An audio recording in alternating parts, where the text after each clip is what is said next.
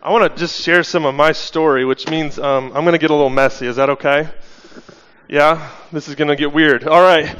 Which means the chucks are coming off and the work boots are coming on because you guys heard a little bit about where my story got started in terms of the context of faith and work. And when when God was stirring some stuff up in my life and in my marriage and in my family and in my work, he started making it clear that he wanted to buy up some more real estate in my heart.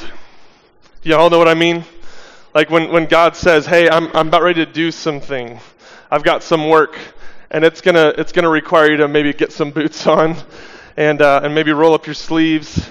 I'm gonna go as far as these things because it gets a little messy when I retell this story. But when he said he wanted to buy up some more real estate in my heart, especially in the context of my faith and how that intersects with my work, he kept on probing in me with a verse from Galatians 6:7 that says, "Do not be deceived. God cannot be mocked. A man reaps what he sows." A man reaps what he sows. And at that very moment, I was reaping a broken marriage. And I had been sowing what the world told me to sow in regards to how I should work and how much I should work and how I should try and climb the ladder and prove myself. And I had been reaping the things that I didn't really necessarily want to. And so he first started saying, "I want to buy up some real estate." And so this is the real estate. This is, again, I'm breaking all the rules here. This is the real estate that was my heart. It's a little bit messy. It's not prime real estate. Nobody really wants it. And when you look at it, there's not a whole lot sexy going on here. It's kind of a mess. Even the weed that I picked and planted this morning is drooping. And first thing he wanted me to do was start cleaning up the debris in this section of my heart. Because, see, what had happened was I started, like Tommy was talking about, I was buying some of the lies. I was buying some of the lies that, what's the point? This world is so broken. Public education and all of the systems are it's such a mess.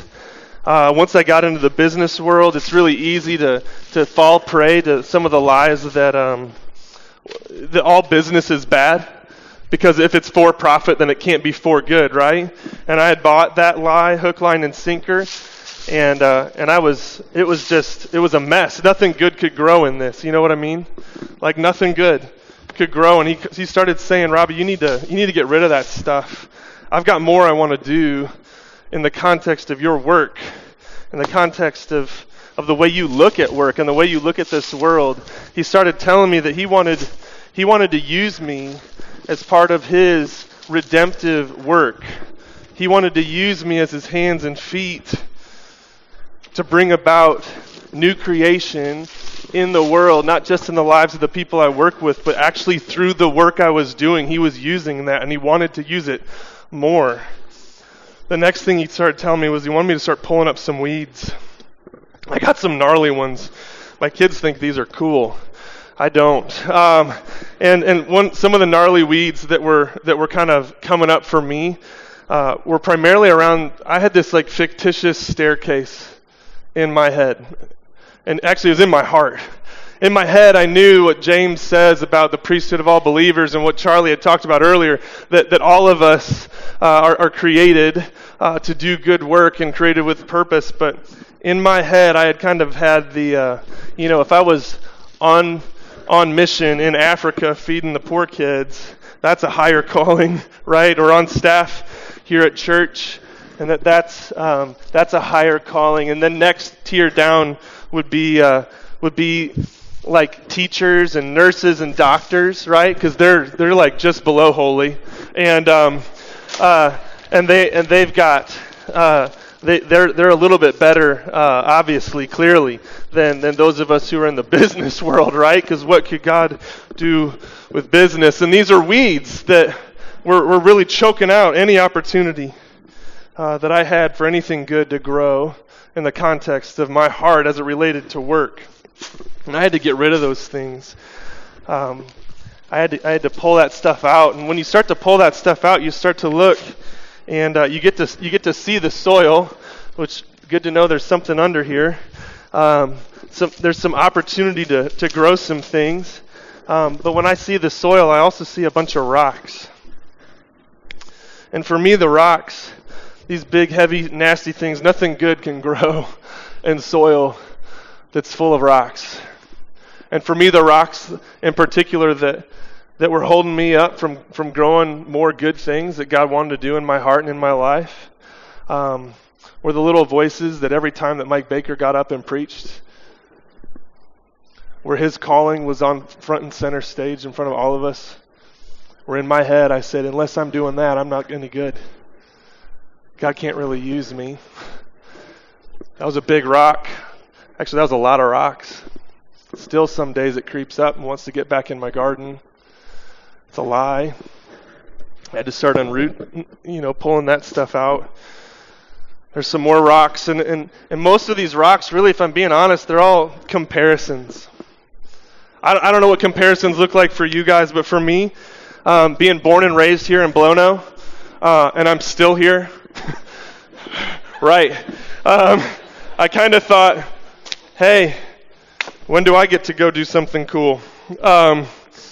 Because some of my best friends in this very room, when it used to be a gym, people like Matt and Sarah, God called them down to Louisville, and look at them now. They're leading a church of 30,000. And then, I got my friends, Drew and Lane.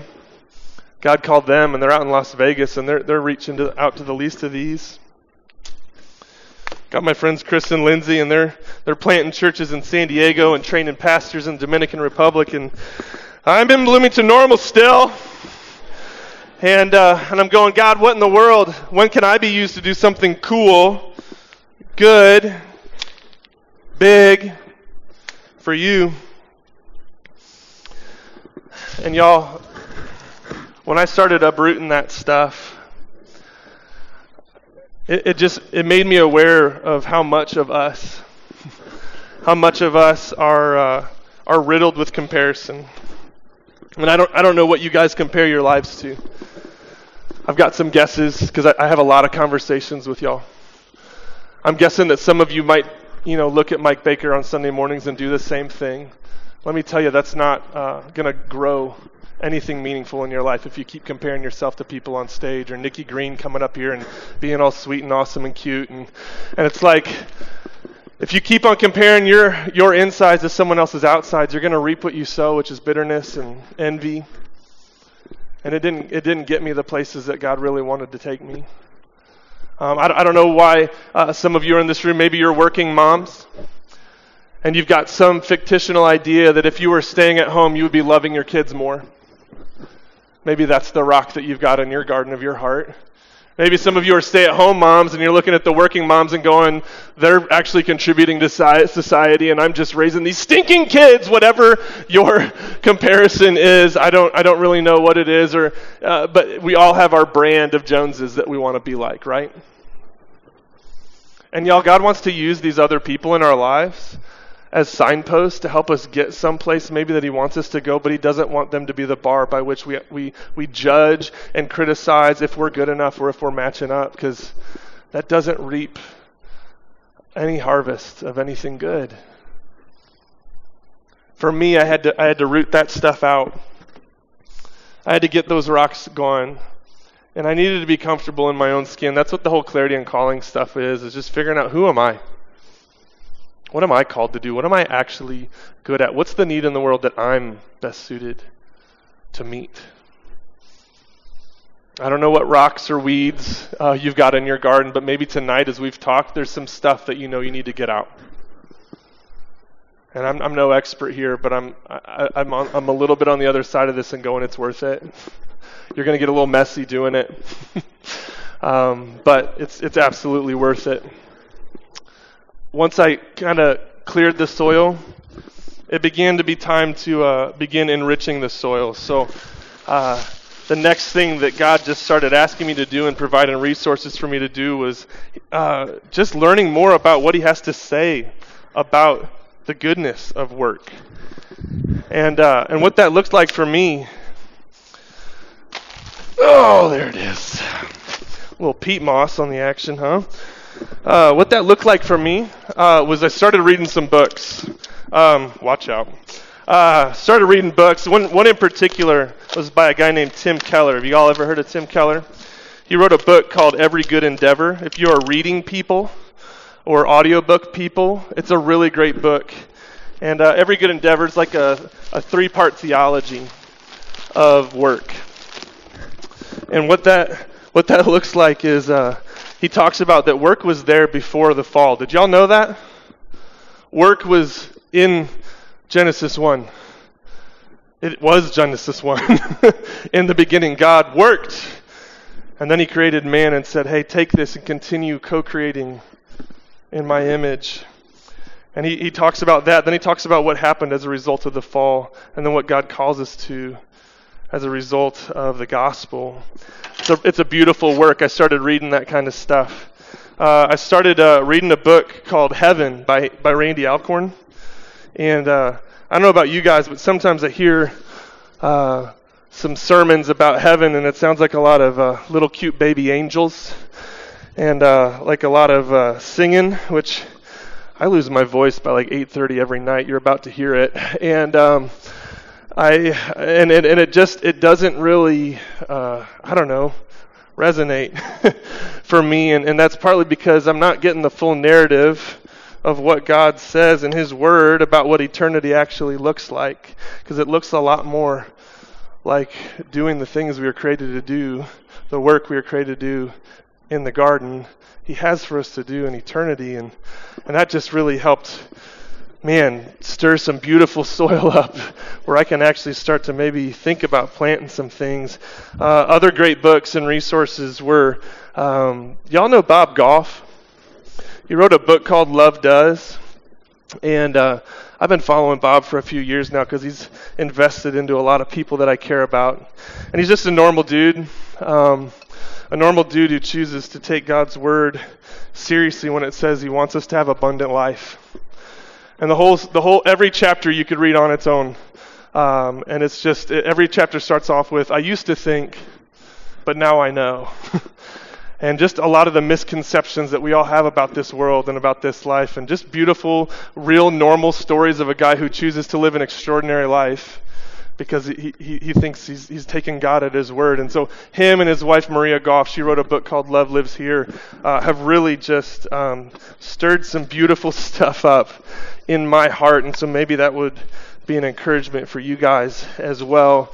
But beyond the resources that I started reading and listening to and that kind of stuff, I started spending more time with mentors. I'm really blessed with a lot of great people in my life who are older than me. And just to really drive the illustration home, mentors equals composted manure. All right? When you spend time, watch out. When you spend time with people in the next stage of life who figured some stuff out, it's like putting that's the good stuff in there. And when I start mixing that up, all of a sudden it's getting real. I started spending a lot of time with people in my life, like Gary Tipsord. He was my superintendent. He's a member here. He is. It was just so fun seeing the ways God is using him to redeem and restore and recreate a funding model for public education here in the state of Illinois. God knows He's got His work cut out for him with that, but it's been fun watching him do that. I think of Paul Brown and the ways that, just by spending time with this guy, the ways that God is using him to create new fair lending practices for municipalities and for school districts. I think about Paula Mitchell. Some of you might remember Paula Mitchell. She used to be here in our church. She spent time with me and helped me realize the way God is using, God was using her to restore relationships in the workplace as a result of racial injustice and cultural indifference. And man, I learned so much from Paula. Brad Arnold. Brad Man, God's using him to recreate farming practices that feed the world. B.J. Armstrong spends way too much time with me, helping me learn the ways that God is using him to redeem the business of building, buying, and selling the homes that people live and love and raise their families in. Shelley Bauer, whom God is using to revitalize her neighborhood on the west side of Bloomington. Mac McNair, whom God is using to recreate the lives of young men who many have given up on in our culture. Brad and Julie Burns sitting here in the front row, whom God is using to collectively breathe truth and life into my marriage. Thank you for that. But also the ways that God is using Julie to restore the ability to communicate for her speech language pathology clients, and the ways God is using Brad to create safe and stable cloud-based hosting environments for his clients that serve the world in various capacities. And the list goes on, guys. If you haven't reached out to someone who's a little bit ahead of you and just ask them, how is God using not just you, but the work you do as part of the bigger meta-narrative of redeeming and restoring this world? Because I had a very small view. And the more time I spend reading and listening to these resources and spending time with these people, all of a sudden, y'all, this is looking pretty legit. A place that God might want to plant some really good seed in my life. And you've caught a little bit of glimpse, starting some of this faith and work stuff, starting the clarity and calling stuff, the work that I get to do in leading my organization now as a for-profit business, the work that I still get to do in speaking into education, all of that is really good, and God has transformed and done and doing so many cool things. But I want to talk to you when it comes to planting seed and sowing seed about some of the conversations that I've just had in the last 2 weeks. In the last 2 weeks, ever since the four of us got together and kind of finally mapped out what we were going to be doing here tonight, I felt like God was saying, Robbie, I just want you to keep track. I want you to keep track of all of the people that I bring into your path and the ways that I'm calling them, and I'm using them to redeem and restore the world. And I literally have 2 pages of names, single-spaced. I'm not going to share them all with you right now, but I picked a few. And so let me, I got to get my gloves back on because I'm about to go planting, y'all. This tomato plant, oh, this is a good one. Man, there's this young man that I get to spend time with. He's a graduate student. He's getting ready to graduate with his master's degree at ISU this weekend. And, man, I love this dude because he's wicked smart. He's crazy smart. And he's got some leaves that need a little pruning there. Okay. But some of the stuff God's been stirring in him, he's a chemistry guy. And he has PhD on what's next for him. And he's gotten offers from several top schools. And in particular down in Georgia, Georgia Tech, Georgia State, Georgia University, where his soon-to-be bride is also doing graduate degree in chemistry. And what I love about this man is that he had a better offer at a more prestigious school with more money stipend they were going to give him to finish his PhD from a much more resume-building thing, and he chose a lesser-known school for lesser money. Why? Because he has a grander vision of what God's called him to. He saw the opportunity in that PhD program to better create early detection tools and resources for things like TB, HIV/AIDS, and some forms of cancer. And instead of choosing what the world would say, go and do this young man has said, you know what? I know what the world has to offer, but I've got something bigger that God's calling me to. And so he chose to take God at his word and to trust him that his life is not his own. And so I've really loved watching the ways he's doing that, and I'm excited to see the fruit that's going to come out in his life that might benefit all of us, right? The next one, let's get some peppers going, right? Let's make a little salsa garden here. You're all getting hungry. Okay. The next one, who do I got next? Oh yeah, young mom. Young mom I got to spend some time with recently, who has the fortune or great misfortune of staying home with her kids and running a school for them each day, who on her best days is a little bit overwhelmed, a little bit frazzled, and feeling like she's not good enough and she can't do it on her own. And yet, as we were talking, God made it clear that he wants to do something new in her life and in her work each day.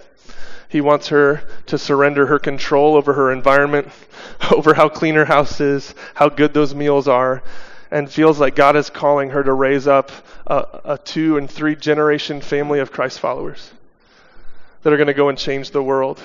And the next step of obedience that God is calling her out to, and what sowing good seed looks like for her, is letting her kids help her cook and into her kitchen, letting her kids help her clean. And so she's learning that God has more that he wants to do with her, and I just love that, and I'm excited to see the things that God's going to do with that in her life. I got some lettuce coming. No, onions. It's time for onions. My wife knows I bought way too many onions for our garden this year, so this worked out great. Onions. Man, there are so many educators in our community, right? Thank God for them. Thank you, right there, sitting front row. Thank you, educators, because your work is not easy, especially this time of year. Woo!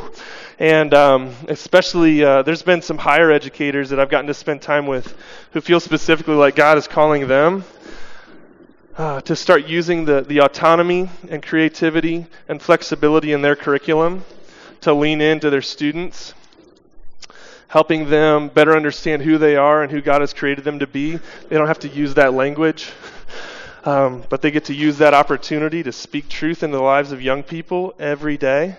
And some of them have taken some really big steps this year. And God wants to use that in even more meaningful and creative ways in the future. And it's been so fun spending time with them, helping them dream and think about the ways that they could take their curriculum to point all kids towards their creative potential. Isn't that awesome? Some of the other ways, there's this one man, a young man that I got to spend time with, who's a code guy. I don't know any code. I employ people that know code, thank goodness, but he gets it. And in particular, his organization has asked him to learn a particular kind of code called PeopleSoft. And PeopleSoft is a resource that one of our large insurance industry here in town, shall remain nameless, uses to help people keep track of their benefits. And this young man, as I was meeting with him just a few weeks ago, told me that he feels like God has asked him specifically to learn more in this new language, and in particular, and to create mobile and web-based apps that will make it easier for families and employees to understand their benefits so they can best steward and take care of their families well. And you might not think that that's like the gospel, but it is.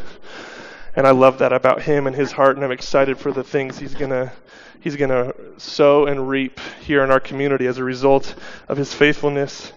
Another young man spent time with at the same large insurance agency that shall remain nameless. He loathes his job. Y'all know any of those who just aren't exactly loving it, and claims is hard. You get a lot of people who aren't really excited to talk to you, and so he hates his job, and he badly wants a new one. And if he's being honest, over the last few months, he's sown a lot of bitterness and frustration into his work, and he's been reaping what he's been sowing. But as we've been meeting over the last few weeks, in particular because of some events that have happened in his family's life, he's decided to forego the bitterness and the frustration and the annoyances that are all around him, and instead to choose gratitude. It's a really powerful, simple little thing. He's choosing to be grateful. He's choosing to be hopeful that God might have something more for him. But in the meantime, because of some circumstances going on, it's not about him. And the bitterness that he's been sowing isn't cutting it anymore because his family needs him. And so he's choosing to sow gratitude and hope so that he can be a better husband and father. And I believe as he does that, God knows his heart, God knows his dreams, God knows his passions better than he knows them. And I'm excited for what that's going to mean for his family and for his department at work. I think some really beautiful things are going to grow, right? The last one is really close to my wife and I. One of our best friends for the last 15 years. Just in the last week, she's been a high school educator here in town, and just in the past week, God's been breaking her heart for a young woman in her class. A young woman who doesn't have a lot of opportunities. A young woman who's been kicked out of her home. Who's living couch to couch with boyfriends. And who's 15 years old. And I remember sitting down with our friend just the other night, and she's just, I don't know what it is, but I feel like we're supposed to bring her into our home. And I'm like, say what? And we were like, that's incredible, and that's beautiful, and I was crying, but I was like, take it slow. Take it slow. Yeah, Tuesday night she moved in, and moved into their home with 3 small children. And a husband, and they don't have all the answers. They don't know how it's all going to work out. They know it's going to be hard. But this is what love does, right? It moves inside of you when you've got a soil that's ready and rich. And I believe God's going to do incredibly more than we can even ask or imagine in the life of that young woman and in the life of that family. And I think that's beautiful. Don't you? Already this piece of real estate's starting to look a little bit better. And so when I think about tonight, when I think about the chance that we've all had to come here and learn more just about what God's Word has to say about integrating our faith into the context of our work, it gets a little messy. And it's gotten messy in my life over the last few years. But when I think about 100% of the church, and any of you who know me, I don't stop at Eastview. That's lame. Let's talk bigger. Let's talk the Big C Church.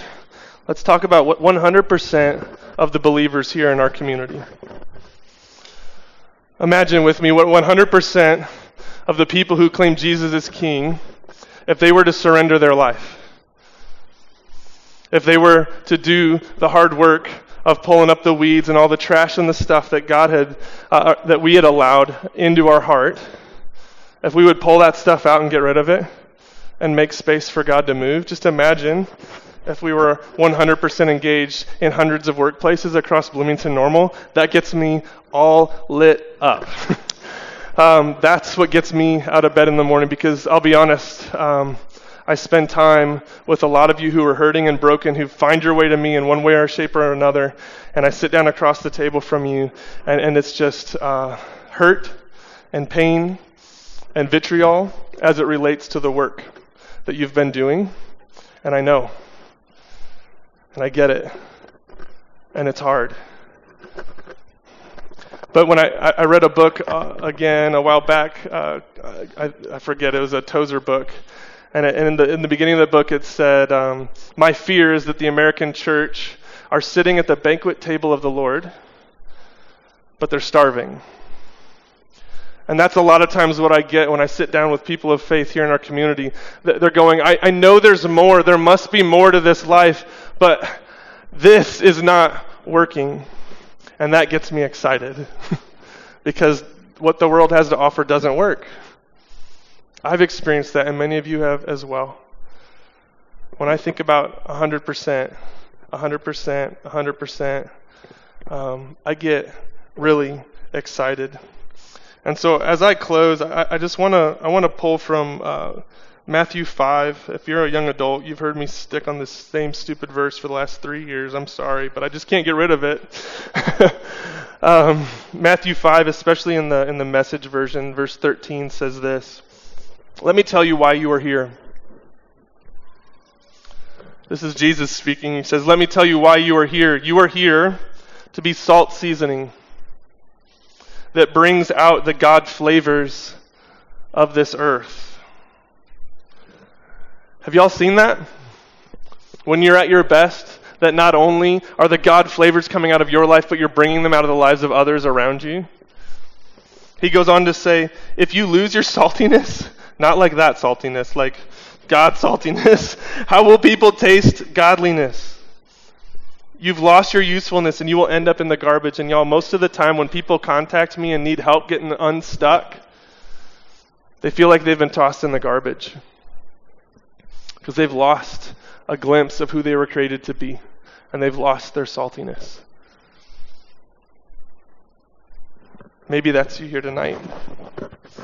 Here's another way to put it. I love that Jesus gives us multiple examples. You're here to be light, bringing out the God colors in the world. Some of you, based off of the way you awkwardly laughed when Tommy mentioned being 2 inches away from hell, in the context of your work, some of you maybe work in a pretty dark place. Maybe you don't see a lot of light there. Guess what? You're the light. You're the light. You're the light that brings out the God colors. You know what it's like if this place went completely pitch black and then we turn the lights on again, you would see color. And that's what we do. When we invite the Holy Spirit to come and do this new work in the garden of our hearts, we come into our workplaces and our very obedience in being there and choosing to put God on the throne of our lives brings out the God colors in other people and in our very own work. He goes on to say, God is not a secret to be kept. We're going public with this, as public as a city on a hill. If I make you light bearers, you don't think I'm going to hide you under a bucket, do you?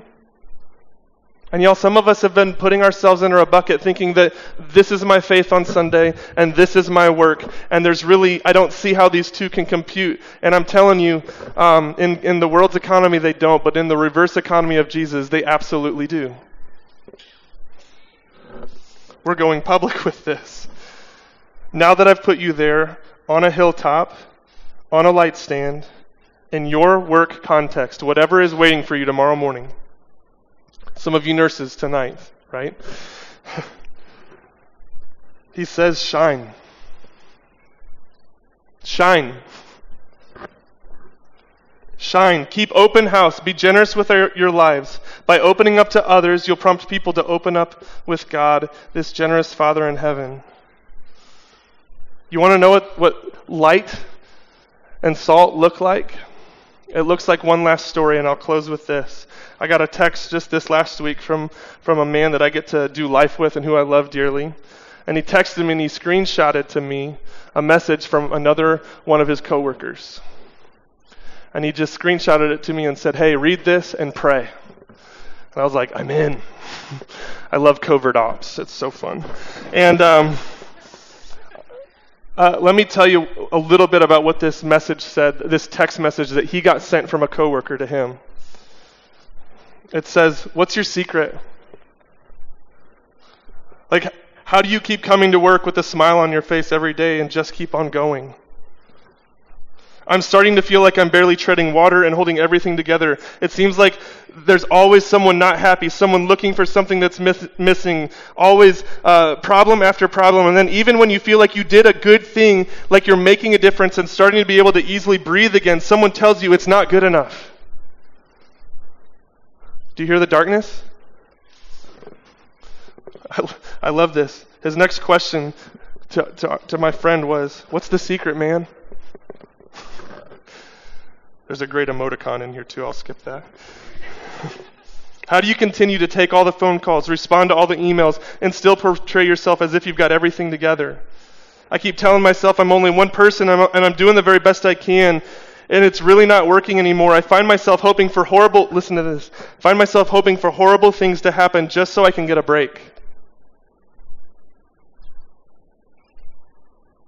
That's where some people are at. Maybe that's where some of you are at. Like, I just hope that a water main breaks tomorrow, because I just need a break.